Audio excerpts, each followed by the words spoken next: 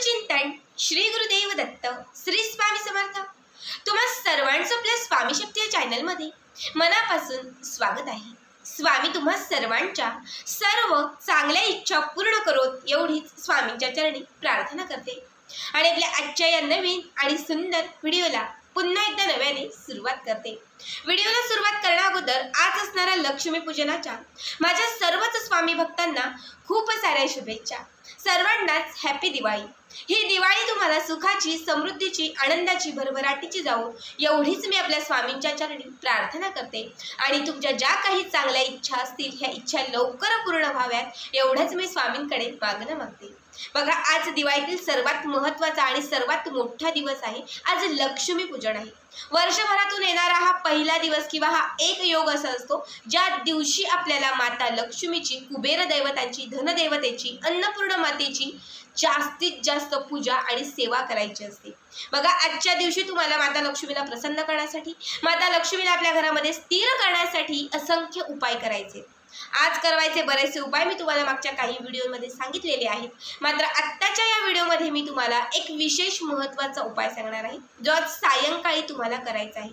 सायंकाळी 5:30 नंतर ते 9:30 पर्यंत जो लक्ष्मी प्राप्तीचा टायमिंग असतो, लक्ष्मी येण्याची वेळ असते, या टायमामध्ये, या वेळेमध्ये तुमच्या घरामध्ये किंवा तुमच्या अंगणामध्ये असलेली जी तुळस माता आहे या तुळशी मातेला अशी एक गोष्ट तुम्हाला अर्पण करायची आहे, जी गोष्ट अर्पण केल्याने तुमच्या आयुष्यामध्ये बरकत यायला सुरुवात होईल, घरामध्ये धनधान्य यांची वृद्धी होईल, घरामध्ये पैशांचे योग व्हायला सुरुवात होईल। जिथे जिथे पैसा अडलेला आहे, अडकलेला आहे, तो अडकलेला पैसा तुम्हाला पुन्हा परत मिळेल।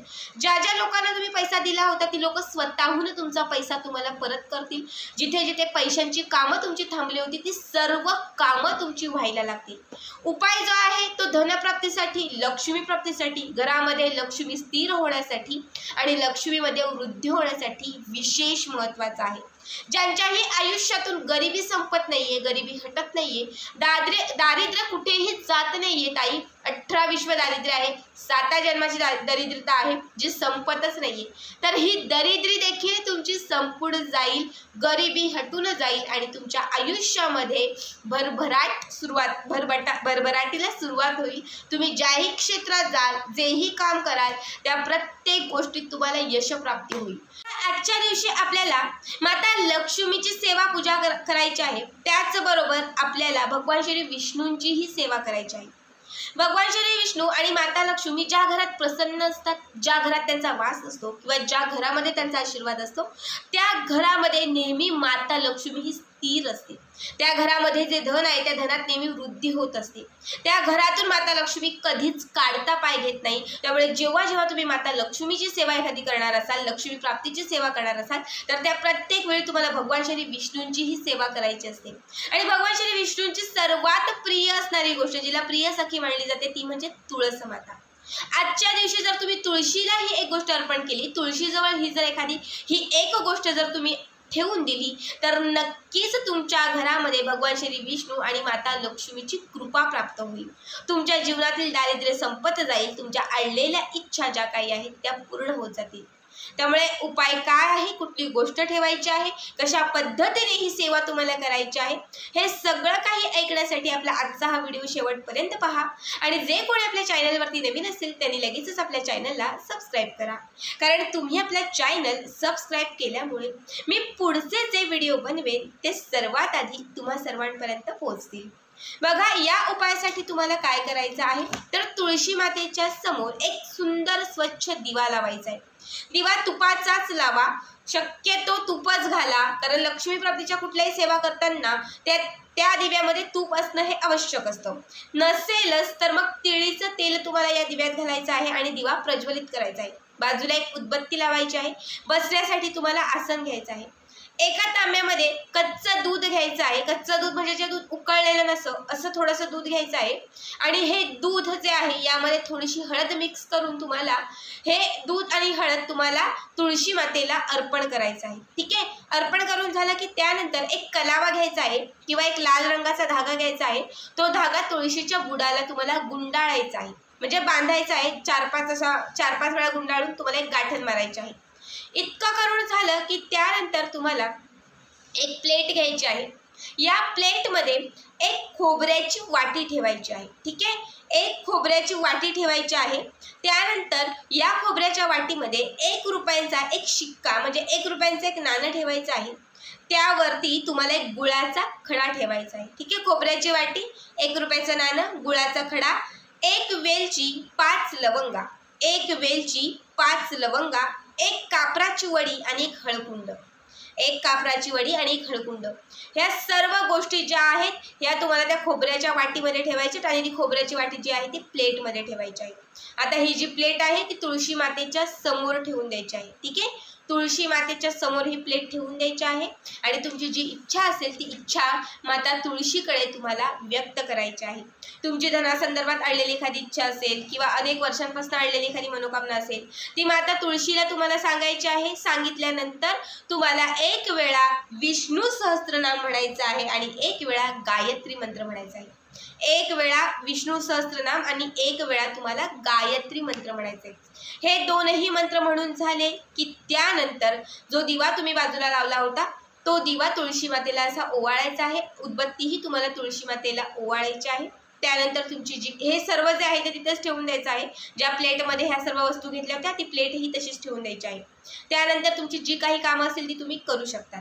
ठीक आहे, त्यानंतर रात्री झोपताना आता समजा 6-7च्या दरम्यान तुम्ही हा उपाय केला, जो लक्ष्मी येण्याचा टायमिंग असतो त्याच टायमात हा उपाय करायचा आहे. पुन्हा एकदा सांगते. ठीक आहे, त्या टायमात तुम्ही हा उपाय केलात आणि रात्री 11-11:30ला झोपायला गेलात तर त्याआधी झोपण्याच्या अगोदर किंवा ह्या वस्तू ठेवल्यानंतर त्याच्या 1 तासानंतर जी खोबऱ्याची वाटी होती ज्यात तुम्ही काही वस्तू ठेवलेल्या आहेत त्यातील 1 रुपयाचं एक नाणं आणि हिरवा वेलदोडा, 1 रुपयाचं एक नाणं आणि हिरवा वेलदोडा या 2 गोष्टी तुम्हाला उचलायच्या, उचलून घरात घेऊन यायच्या आहेत. एक लाल रंगाच्या कापडामध्ये हे 1 रुपयाचं नाणं, आता मी तुम्हाला दाखवते नुसतं की ह्या लाल रंगाच्या कापडात 1 रुपयाचं नाणं आणि ती हिरवा वेलदोडा जो आहे तो याच्यात ठेवायचा आहे आणि त्याला अशी गाठ मारायची आहे. ठीक आहे, याची एक पोटली तयार होईल. ही पोटली रात्री झोपताना उशीखाली ठेवायची आहे. सकाळी उठाल जेव्हा स्नान स्वच्छ कराल, अंघोळ केल्यानंतर लगेचच ही जी पोटली आहे ही पोटली तुम्हाला तुळशीमध्ये अडकवून किंवा तुळशीजवळ ठेवून द्यायची आहे. रात्री झोपताना पुन्हा तिथून काढायची आहे आणि उशीखाली ठेवायची आहे. सकाळी उठल्यानंतर पुन्हा तुळशीजवळ ठेवायची आहे. रात्री झोपताना पुन्हा उशीखाली ठेवायची आहे. असा तुम्हाला सलग 21 दिवस करायचा आहे. ठीक आहे, सलग आजपासनं 21 दिवस तुम्हाला करायचं आहे.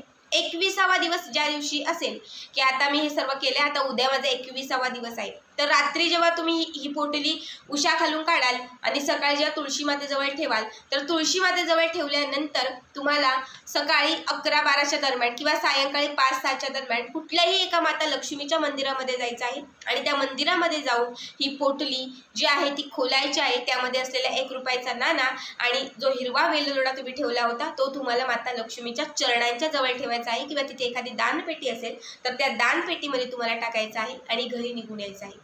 बघा, आधी तुम्हाला सांगते की असं का करायचं आहे. आज लक्ष्मीपूजन आहे. लक्ष्मी प्राप्तीची सर्वात महत्त्वाची सेवा आहे. जेव्हा तुम्ही अभिमंत्रित केलेला हा 1 रुपयाचा नाणा आणि हिरवा वेलदोडा तुमच्या उशीखाली ठेवाल तेव्हा तुमच्यामध्ये असलेली नकारात्मकता, तुमच्या घरामध्ये असलेली वाईट बाधा किंवा तुमच्या घरामध्ये जी बरकत नेण्याची कारण असतील, जे काही दोष असतील, शाप असेल, दारिद्र्यता असेल, जे काही असेल ते सर्व त्या रुपयामध्ये खेचलं जाईल. जेव्हा तुम्ही झोपाल ना तेव्हा सर्व ते जे काही आहे ते तुमच्यामधील, तुमच्या घरातील सर्व वाईट शक्ती हे त्या नाण्यामध्ये खेचलं जाईल आणि जेव्हा सकाळी उठून तुळशीजवळ तुम्ही ठेवाल तेव्हा तुळस माता त्या रुपयामधली जी वाईट शक्ती आहे ती स्वतःकडे घेईल आणि आपल्याला त्या दोषांमधून, त्या वाईट शक्तींमधून लांब ठेवेल. जेव्हा तुम्ही रात्री झोपताना पुन्हा तिथून उचलून तो नाणा जवळ ठेवाल तेव्हा लक्षात घ्या तुळशी मातेमधील जी सकारात्मकता आहे ती तुमच्यामध्ये यायला सुरुवात होईल, तुमच्या घरामध्ये पसरायला सुरुवात होईल.